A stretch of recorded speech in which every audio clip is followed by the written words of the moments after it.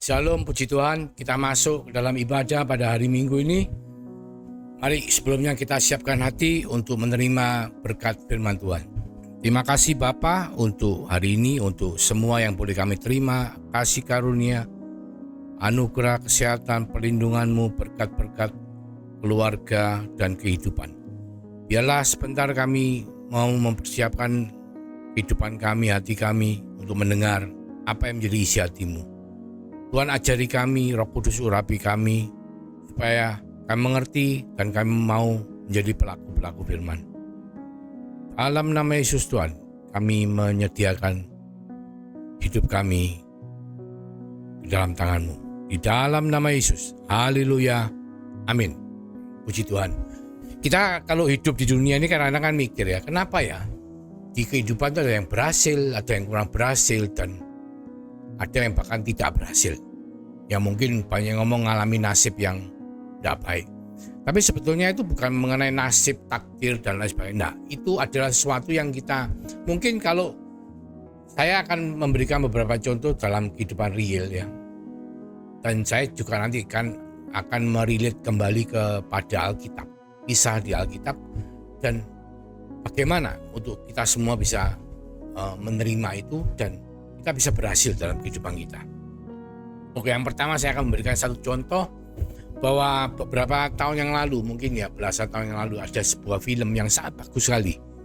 Film Amerika, di mana film itu menceritakan pertandingan hoki. Hoki yang pakai tongkat hoki, antara pertandingan antara Rusia dan Amerika lah.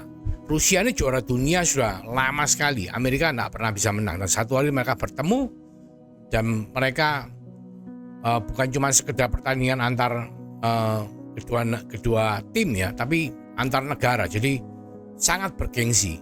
Tentunya Rusia pasti di atas angin karena memang mereka juara semua ya. Timnya kan tim juara. Sedangkan Amerika ini karena belum punya tim yang solid, akhirnya pemerintah itu memanggil semua pemain hoki terbaik dari setiap negara bagian. Kita semua tahu ada 50 negara bagian. Akhirnya banyak sekali orang-orang dari universitas, dari college yang terkenal, misalnya dari Alabama, dari Ohio, dari Hawaii, dari Wisconsin, Illinois, dan lain sebagainya. Mereka berkumpul untuk apa? Diseleksi dan di-training sebelum mereka bisa dibentuk satu tim yang solid untuk menghadapi musuh mereka, yaitu Rusia, juara dunia. Nah, pada waktu hari pertama semua ditanya, semua ngaku, oh nama saya misalnya David, saya dari Illinois, saya adalah pemain top dari sekolah saya, University of Chicago, dan lain sebagainya.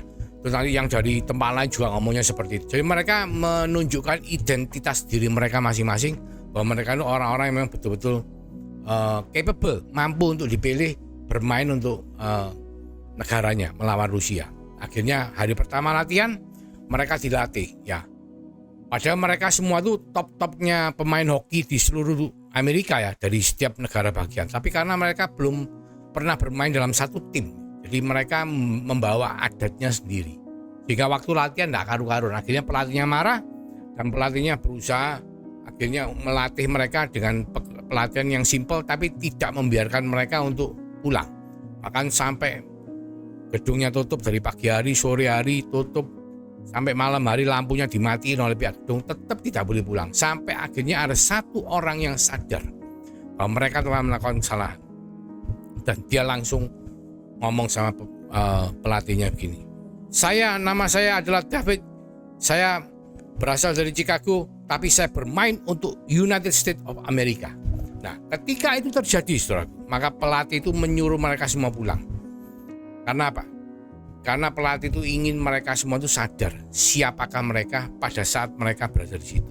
Jadi mereka bukan bermain untuk state-nya, untuk Illinois, untuk Wisconsin, untuk Hawaii, enggak. Tapi mereka bermain untuk United States of America. Jadi mereka harus menghilangkan status mereka secara pribadi dan masuk melebur ke dalam status predikat siapakah diri mereka di dalam tim itu sebagai pemain nasional, pemain daripada United States of America. Nah, hal ini juga membuat saya ini akhirnya teringat juga waktu presiden terbaru kita yang Bapak Prabowo kan ketika pertama kali sebelum kabinet dimulai itu semua yang menteri kabinet dipanggil untuk bersama-sama mengadakan retret di camp militer ya, di Akmil. Akmil itu tempatnya orang-orang dilatih secara militer, tapi mungkin mereka bukan dilatih betul-betul secara militer, tapi ditunjukkan dan dilihatkan bahwa di dalam militer itu apa nilainya. Jadi baju, predikat, jubah apa yang mereka kenakan, yaitu apa? Mereka bukan bermain untuk diri mereka sendiri. Bukan mungkin, ya pasti tentunya setiap menteri maupun wakil menteri yang dipilih oleh Bapak Presiden itu adalah orang-orang yang sangat istilahnya top ya, sangat canggih pada bidangnya masing-masing. Tetapi mereka bukan bermain untuk diri mereka sendiri. Mereka bermain untuk NKRI, Negara Kesatuan Republik Indonesia. Dan saya sangat salut, angkat topi terhadap pemikiran Bapak Presiden kita, yaitu mengingatkan setiap daripada menteri kabinet yang diajak untuk bersama-sama memerintah di dalam kabinetnya Bapak Prabowo untuk menyadari siapakah diri mereka dan jubah apa yang mereka kenakan ketika mereka berada di dalam kabinet. Karena penting sekali saudaraku untuk bahasanya itu sama. Ya saya pernah waktu tahun 2013 saya memang dilatih menjadi pembina rohani dari Rindam Jaya TNI Angkatan Darat di Jakarta ya. Kami satu tim dari berbagai hamba Tuhan di daerah seluruh Indonesia. Ada dari Kalimantan, Sumatera, Jawa ya, Jawa Timur, Jawa Tengah. Kami dikumpulkan di Rindam Jaya dan kami dilatih secara militer selama beberapa hari. Kami tinggal di barak ya bersama dengan tentara kader-kader dari yang tentara Angkatan Darat dan kami dilatih sesuai dengan prinsip mereka. Jadi misalnya setiap orang harus punya giliran jaga berapa jam dalam setiap malam dan harus bangun meskipun jam 3 pagi kalian harus bangun dan ikut jaga malam, dan semua itu menurut aturan militer. Semua dilakukan dengan kesetiaan. Sama seperti nilai kerajaan surga, di mana ada nilai yang dikatakan kita harus menjadi seperti seorang prajurit. Ya, kita ini sebagai pejuang-pejuang dari kerajaan surga. Nah, di situ kita diajarkan nilai-nilai daripada tentara atau militer atau disiplin, di mana menomorsatukan pimpinan, menomorsatukan bangsa ya, undang-undang dasar negara. Nah, di situ semacam kita dilatih, di brainwash, diberikan jubah baru sebagai apa yang harus kita lakukan. Misalnya kita sebagai koki ya, kita lakukan koki, tapi koki untuk siapa? Bukan untuk diri sendiri, bukan untuk pimpinan kita, tapi untuk pimpinan daripada secara keseluruhan ya, untuk negara. Dan sehingga disiplin yang dipakai juga bukan disiplin diri sendiri. Semua hal yang digunakan juga untuk kepentingan negara. Nah, ini saya salut dengan Bapak Presiden kita. Karena sangat penting sekali untuk kita bisa mengerti siapakah kita ketika kita mau berhasil dalam kehidupan. Nah, seringkali dalam pekerjaan pun kita kalau tidak sadar siapakah kita bisa tidak menyelesaikan pekerjaan kita dengan baik. Meskipun misalnya anggaplah saudara ini atau saya misalnya saya lulusan Management of Business Administration dari Amerika, bagian security portfolio. Wah, sangat keren ya toh. Tapi ketika saya bekerja, saya tidak bekerja pada bidang itu. Saya bekerja pada bidang lain. Mungkin saya tidak bisa menggunakan keahlian saya. Seperti itu. Nah, itu gambarnya seperti itu. Jadi kita harus sadar jubah siapakah yang kita kenakan, dan ketika kita misalnya contoh, ketika saya masak di dapur dengan beberapa tim mempersiapkan satu hidangan yang banyak, terus ada yang bisa pinter motong. Anggaplah saya itu pinter masak ya. Ada yang pinter motong, ada yang pinter nyuci, ada yang pinter menyajikan dan lain sebagainya. Nah, kalau saya nak membagi tugas dengan mereka, saya kerjakan sendiri. Dan saya lupa bahwa saya waktu itu adalah tukang masak. Saya ikut motong, saya ikut nyuci piring. Itu hasil saya tidak akan bisa optimal. Itu pentingnya kita mengenali jubah atau jabatan atau tugas apa yang kita kenakan atau menjadi siapa kita pada waktu itu. Ketika kita di rumah, kita menjadi seorang bapak. Kalau kita di rumah, misalnya kita di kantor sebagai direktur utama, ya toh, orang semua takut kita karena kita disiplin, karena kita keras sekali ya dalam manajemen ya. Terus kita pulang ke rumah, kita bawa adat seperti yang di kantor, di rumah. Wah, amburadul, kasihan yang di rumah. Nah, itu yang sering kali kehidupan nyata itu terjadi ya, mungkin bukan saudara yang mendengarkan, tapi di luaran sana banyak, saudara. Nah, kita mau tahu kenapa sih kok penting. Secara Alkitab itu apa buktinya kalau Tuhan tuh ngomongin kita harus mengerti atau mengenali jubah kita. Nah, kita lihat aja perumpamaan anak hilang. Anak hilang itu kan seperti orang yang salah kaprah. Papanya belum meninggal, minta hartanya dibagikan. Akhirnya dia ngambil hartanya, terus dihabisin, terus dia tuh balik. Nah, waktu balik itu pertama kali yang dilakukan bapaknya apa? Bapaknya itu memberikan jubah. Memberitahu dia, ini loh, kamu tuh jubahmu tuh ini. Ya apa, sama cincin, sama jubahnya apa? Anak Allah. Meskipun kamu nakal, kamu tetap diampuni, dikasih jubah. Tapi jangan kamu lupa bahwa kamu anak Allah. Anak Allah itu membawa satu tugas, satu predikat sendiri. Tidak bisa sembarangan. Contoh begini. Misalnya saudara ini anaknya presiden misalnya, atau anaknya menteri, dan terkenal, dikenal orang. Kira-kira saudara mau enggak makan di warung, ya pinggir jalan, terus kaki saudara diangkat gitu di atas kursi satu, sambil makannya pakai tangan muluk ya, enggak cuci tangan, sambil kecap-kecap, sambil teriak-teriak, ketawa-ketawa. Saudara pasti tidak akan mau melakukan itu, karena saudara ingat bahwa saudara ini anaknya menteri terkenal. Pasti saudara jaga gengsi. Pasti saudara berusaha supaya orang enggak merendahkan saudara. Nah, itu artinya penting untuk setiap dari kita mengetahui siapakah kita, jubah apa yang kita kenakan. Karena ketika kita sudah pas, itu nanti semua akan menjadi baik. Bahkan di 1 Timotius 6 ayat 10-11 dikatakan, karena akar segala kejahatan ialah cinta uang, sebab oleh memburu uanglah beberapa orang telah menyimpang dari iman dan menyiksa dirinya dengan berbagai-bagai duka. Tapi engkau, hai manusia, Allah, ya dikatakan ini Rasul Paulus ngomong sama Timotius ya, membilangi engkau manusia Allah. Jauhilah semuanya itu, kejarlah ibadah, kesetiaan, kasih kesabaran dan kelembutan. Mengingat siapakah diri kita akan menentukan bagaimana kita ini dapat menjalani peran kita secara maksimal.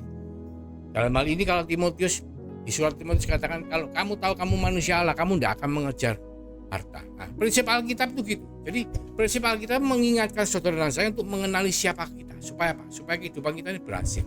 Jangan sampai kehidupan kita seperti anak bungsu yang jubahnya keliru, akhirnya dikasih jubah baru. Jangan sampai kehidupan manusia seperti anak sulung yang meskipun tinggal dalam rumah bapak, tapi dia tidak mengenakan jubah anak. Dia anggap seperti pegawai. Pegawai itu apa? Kalau kerja minta dibayari. Kalau misalnya ada orang dibayar lebih, iri, meri, kepingin dapat lebih. Itu mentalnya mental pegawai. Itu salah jubah, salah pakaian. Nah, saudara tahu salah pakaian apa yang terjadi? Masih ingat ceritanya Daud? Daud ketika dia mau melawan Goliat, dia kan marah. Kok Goliat tuh menghina Allahnya orang Israel, menghina Allahku yang betul-betul ku sembah, yang ku cintai, dan yang selalu membantu kapanpun Daud membutuhkan. Kok dihina sama Goliat? Marah dia. Dia marah. Dia ngomong gini, aku akan maju berperang dengan penyertaan Allah. Jadi ketika dia dipinjemin jubah oleh Saul ya, jubahnya orang untuk dia maju perang, dia tidak mau karena dia tahu itu bukan jubahnya dia. Jubah dia itu bukan gagah perkasanya dia bisa berperang, enggak. Tapi jubah dia adalah karena penyertaan Tuhan yang memberikan dia kekuatan dan kemenangan dalam kehidupannya. Dan dia mengenal itu sebagai anak Allah yang dikasih Allah. Jika dia maju mengenaniku dengan ketapel ya, ketapel, Goliat kalah. Dan setelah itu kita tahu ceritanya Daud. Bahkan sampai satu hari dia tuh sama Yonatan, dia tuh ya anaknya Saul ya, Raja Saul, dia sangat dekat. Yonatan itu kan memang jenderal ya, dilatih berperang. Terus karena mereka saling istilahnya hubungannya baik, terus akhirnya Yonatan ngomong, oke lah, saya berikan jubahku padamu. Dikasih jubah, dikasih pedang ya. Akhirnya Daud, kita tahu pada Daud tidak pernah latihan perang, Daud tidak pernah ikut militer, tapi dia akhirnya bisa berhasil karena dia mengenakan jubah yang benar. Nah, ini jubah ini artinya sangat penting sekali, saudara. Memang ada 3 materai ya. Di anak yang hilang itu kembali pulang dikasih jubah, terus kasih cincin, kasih sepatu, sama berada dalam rumah Bapa. Jadi mengenakan jubah itu harus dengan cincin. Cincin itu bicara mengenai kuasa, mandat daripada Tuhan. Bicara mengenai sepatu apa? Kita harus mengerjakan misinya Tuhan, keinginannya Tuhan. Bicara mengenai rumah Bapa apa? Kita harus tinggal di dalam rumah Bapa.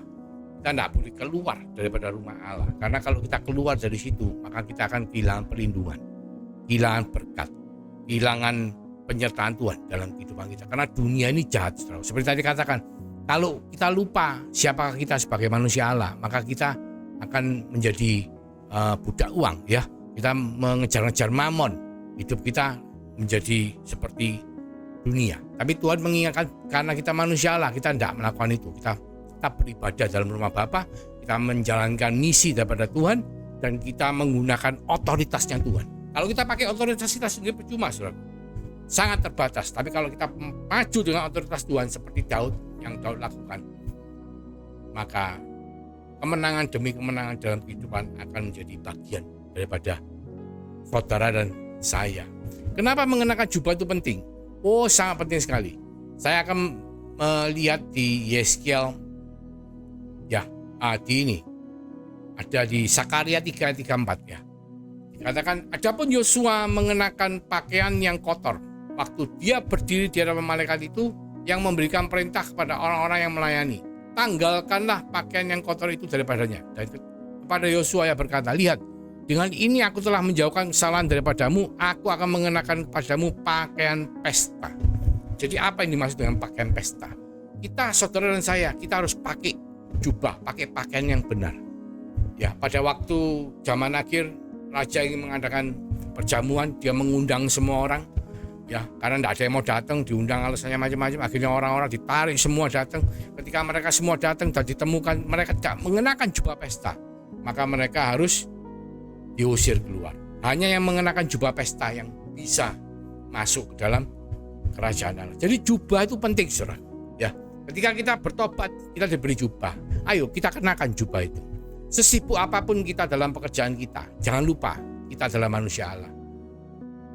Apapun, sejelek apapun yang kita alami, jangan lupa juga kita adalah manusia Allah. Kita lihat aja ceritanya Daud. Pada waktu dia dibawa, dia sendirian, kesepian, menjaga kambing domba yang 2-3 ekor. Dia harus melawan binatang buas di padang belantara, ya. Dia tetap selalu mencari Tuhan.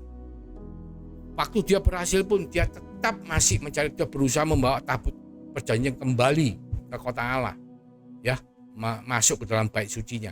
Dan dia dengan segala macam cara dia membawa tabut perjanjian itu.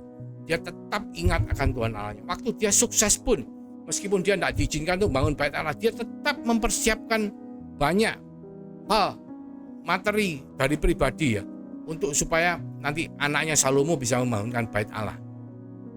Dan itu semua menunjukkan bahwa kita itu harus mau untuk mengenakan selalu jubah atau baju daripada Allah, yaitu apa? Predikat kita sebagai manusia Allah. Demikian pula dengan pemerintahan. Ketika sebuah pemerintahan itu mau untuk pejabatnya itu mau untuk bekerja untuk bangsa dan negara, bukan hanya untuk dirinya sendiri, ya tetap pastinya dirinya harus mendapatkan makanan yang cukup dan lain sebagainya. Tapi dia mau bekerja, mau membawa dirinya masuk ke dalam tim yang mementingkan bangsa dan negara melebihi kepentingan pribadi, yang mementingkan kepentingan masyarakat melebihi kepentingan pribadi, yang baik, yang adil. Maka saya percaya bangsa itu, ya, akan menjadi bangsa yang besar, akan menjadi bangsa yang sukses, akan menjadi kabinet yang luar biasa. Demikian pula saudara dan saya. Ketika kita menjadi anak Tuhan, menjadi anak Allah, manusia Allah, kita mau mengenakan jubah sebagai manusia Allah. Selalu ingat akan siapakah diri kita. Maka Tuhan akan menyertai apapun yang kita kerjakan, akan membuat kita bisa memilih wilayah kehidupan yang benar supaya kita bisa berhasil. Akan membuat kita terluputkan, lepas daripada yang jahat, ya, akan membuat kita tegar pada waktu ada proses dalam kehidupan kita, akan memberikan kita mujizat demi mujizat demi mujizat demi mujizat sampai kita mengalami Tuhan, dan kita akan mengatakan, aku akan diam untuk selama-lamanya kekal di dalam rumah Allah. Itu yang kita harus lakukan, ya. Di dalam berbangsa kita melihat satu contoh yang baik, dan kita semua berdoa agar supaya bangsa ini, karena kita cinta dengan bangsa ini, bisa berhasil, bisa sukses.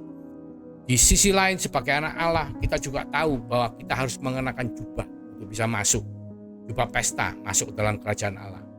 itu artinya nanti saya akan jabarkan secara detail pada ibadah berikutnya. Tapi penting sekali untuk kita bisa tahu siapakah diri kita. Karena kita tidak sendiri, saudara. Di dalam rumah, ya, kita sebagai, mungkin kalau saya sebagai orang tua, sebagai suami, sebagai mungkin untuk pegawai saya sebagai pimpinan, ya. Di kantor lain lagi, jabatan saya apa? Nah, saya akan bertindak seperti itu. Di masyarakat lain lagi, mungkin saya akan menjadi dosen, mengajar. Mungkin saya akan menjadi pengkhotbah.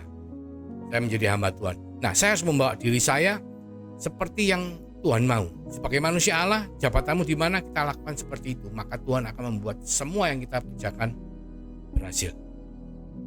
Mari, saudaraku, kita kenakan jubah yang benar.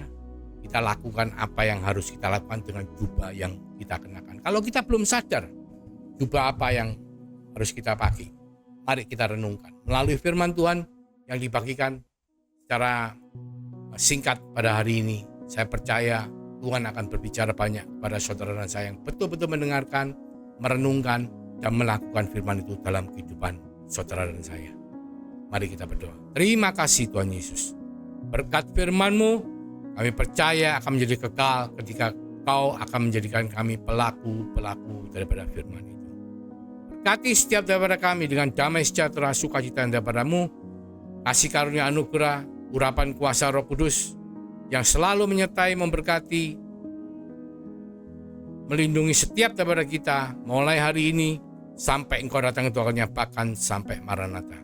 Kami percaya di dalam nama Tuhan Yesus Kristus. Haleluya. Amin. Tuhan Yesus memberkati.